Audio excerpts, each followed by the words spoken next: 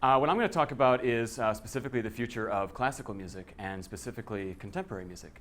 And not just because I'm a composer and so deeply interested in contemporary music, but because I believe that presenting classical music as a living tradition is vital to its success.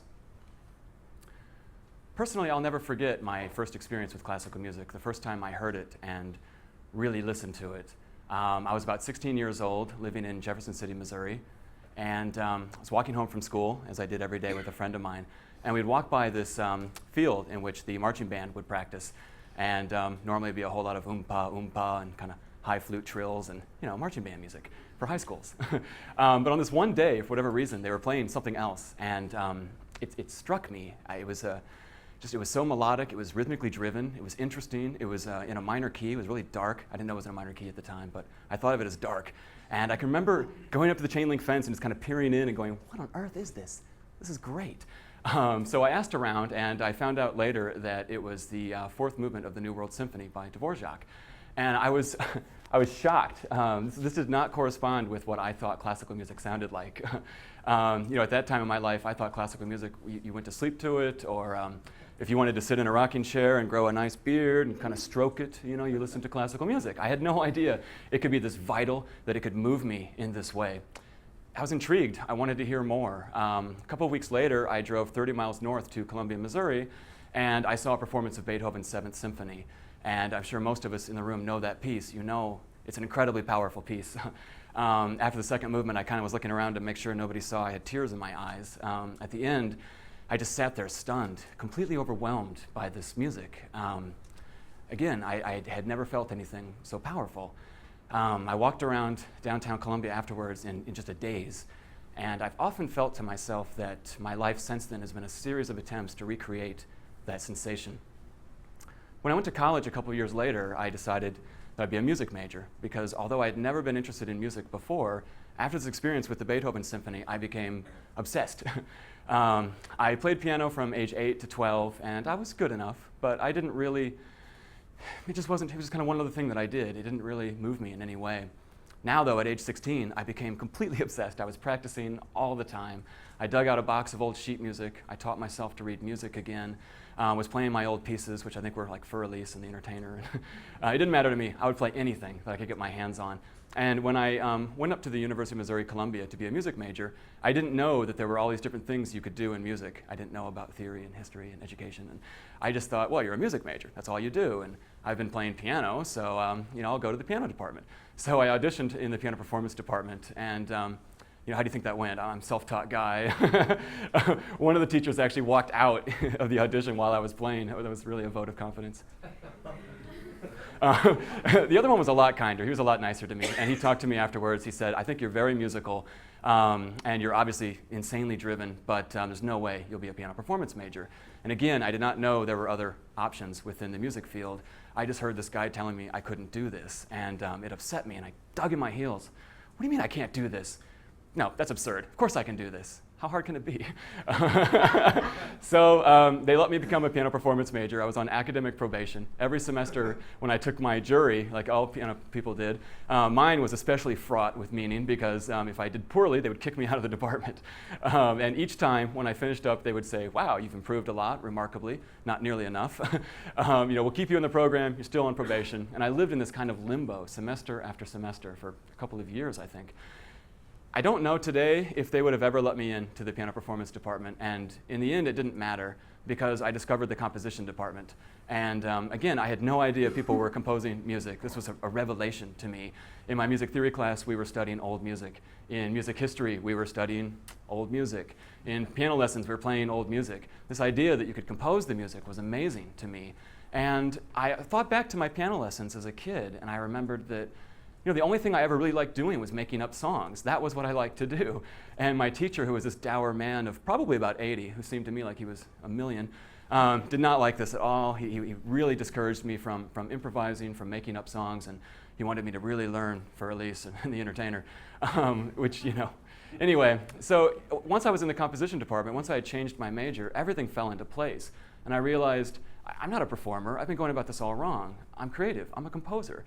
And I'm running around now with this new crowd, and we're analyzing new music, we're listening to new music, we're going out to, going around the halls and finding performers to play our pieces, talking excitedly about the pieces we're going to write, and going out for beers after composition concerts, and everything just seemed to fall in place.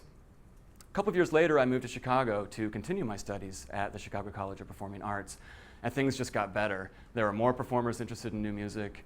There were ensembles outside of the university performing new music that I could go and listen to.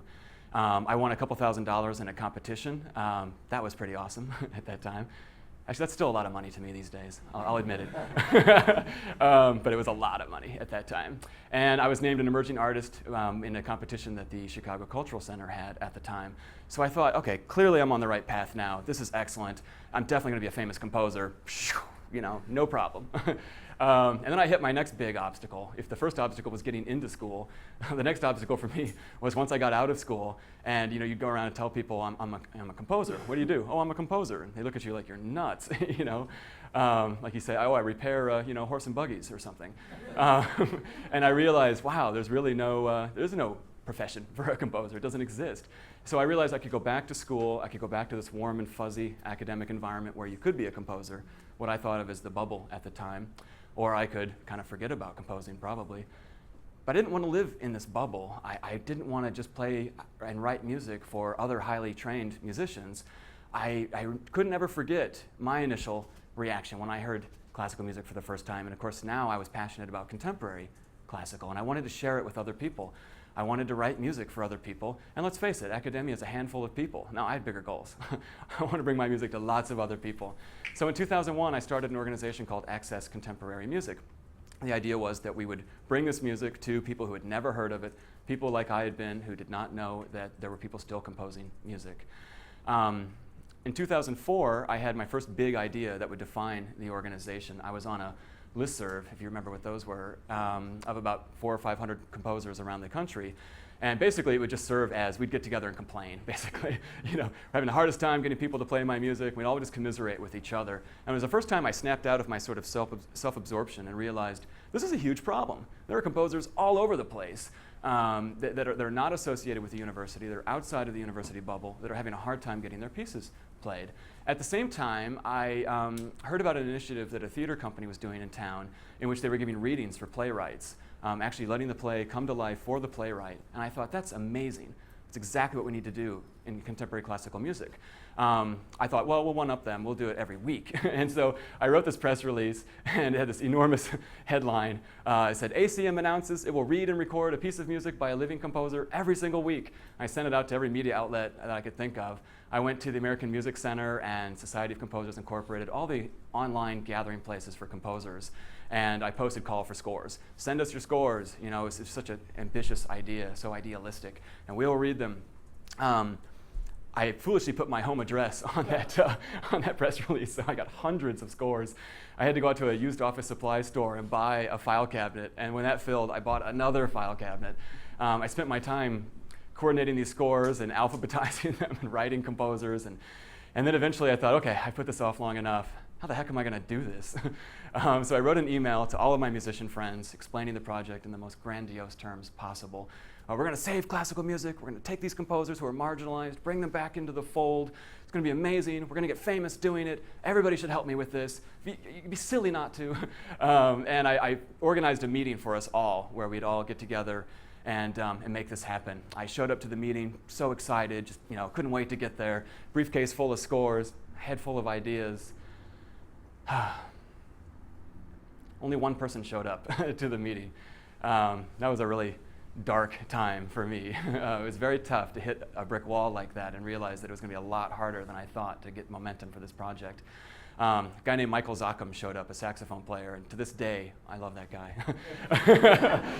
Unfortunately, none of the scores I had brought included saxophone, so we sat and stared at each other awkwardly for almost an hour, with me kind of saying, so-and-so said they were coming. I thought for sure that, oh my. Eventually, Michael kind of cleared his throat. Seth, I need to go. So I drove him home, at least I could do. I went home and, I don't know, ate chocolate, cried myself to sleep or something. But one of the great things about having done all of your press before you've got your infrastructure in place is that you have to get your infrastructure in place now. You've got no choice. I mean, you've told everybody you're doing this. You've got all these composers that have sent you scores. People from the American Music Center are writing me emails going, this is kind of interesting. Are you really going to pull this off? So I couldn't give up. So I wrote a lot of the musicians personally this time, and I stuck with it. I started playing piano again myself so that I could play on some of these readings. I bought a mini disc recorder, those were the thing at the time, and I bought a microphone at Guitar Center, taught myself enough HTML to make the website, and we started doing it. And I'm proud to say that today, 7 years later, this program still runs. It more or less runs itself. We've helped over 250 composers hear their pieces who wouldn't have otherwise heard them. So we're advocating for composers, and that's fantastic. But we still weren't reaching this audience that I wanted to reach. We did a little survey around this time and found that, yes, our website hits were high, very high. People were listening to the pieces. But they were friends of the composer's family. A lot of times they were the composer listening to the piece over and over and over again. That's not very helpful. Or there were people coming from composer sites. They were the initiated, in other words. We weren't doing it yet. We were not, the access wasn't happening. We were not providing access to this music to people who didn't know it existed yet. The next big idea, and how we finally reached this audience, came about really by accident. I had rented a storefront on Wilson Street in Chicago's Ravenswood neighborhood, and it was to be our rehearsal space. It was to be an office. It was to be a centralized place for these readings, and it also, I put a piano there, and it allowed me to quit my teaching jobs and just teach through ACM. So my whole life was centralized, which was great. In 2008, the recession happened, and like a lot of arts groups, funding was down, donations were down, ticket sales were down. And I came of age as an arts leader when things were up, when everything was good. 2004, 5, 6, 7. In 2008, all of a sudden, we were faced with our first financial crisis, and it was tough. For the first time in our history, we were staring at potential oblivion. And I thought, okay, we have to do something here. I had the piano in the back of the room. I had hangings dividing the room, and the office was in the front. I thought, well, let's see. The teaching's going well. Let's reverse this. I put the piano in the front, put the office in the back. We didn't have any money to do anything, but this seemed like a cheap alternative. And I started teaching all my lessons in the window. And now people are walking by on Wilson, and they start looking into the storefront, and what the heck? Instead of this barren office, there's a guy teaching piano. And that's pretty intriguing. That's interesting. They start coming in, they start talking to me, signing up for lessons, signing their kids up for lessons. Soon I have to have printed materials so that I can hand them. Then I have to put a sign in the window, and before I know it, we have the ACM School of Music. And it's a full-fledged school of music. And that got us through the rough times, which is great. But that's the least of what it did for us. Because you can't have this storefront music school. You can't call yourself a music school and not partner with resources in the community. You won't be successful. So we had joined the Ravenswood Chamber of Commerce. We joined the Ravenswood Community Council. We partnered with the church across the street to have a space for our recitals. We partnered up with elementary schools and gave performances there in exchange for advertising. We did the same with parks. And we created this network in the Ravenswood community. And what started happening was amazing and not something that I had even foreseen at all. But students started coming to our concerts. People from the community started coming out to our concerts. And lo and behold, they liked the music. It was amazing. And then an adult student of mine, Kristen, one year around Christmas, wrote us a check, a donation, unasked for, mind you.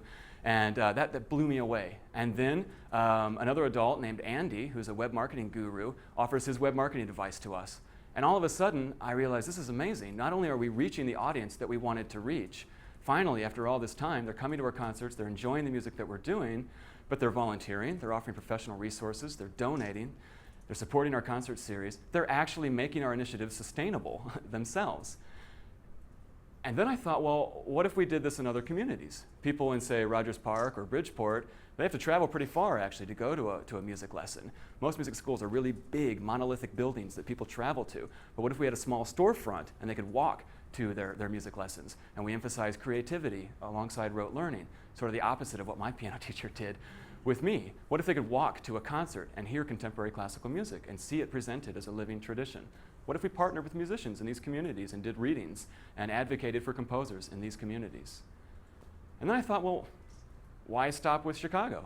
Why not partner with other people and bring these initiatives to communities throughout the country, throughout the world?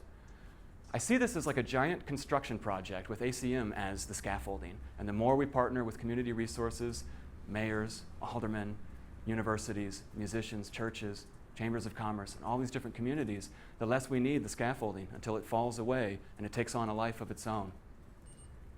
There's power in this music. I felt it so long ago. We know there's power in this music, but it's harder and harder to get people to come down to concert halls. Funding is down. It may well remain down. We can build a sustainable global network of these community-based initiatives that perform, that bring this music to life for people, create an image of classical music as a living tradition. We can educate them and teach creativity alongside rote learning. We can advocate for composers in this community. We can do this. We can present classical music as relevant. We can bring it into people's lives. We can make it a living tradition. And the best part of it is, it sustains itself. This is the future that I see and am working for classical music. Thank you.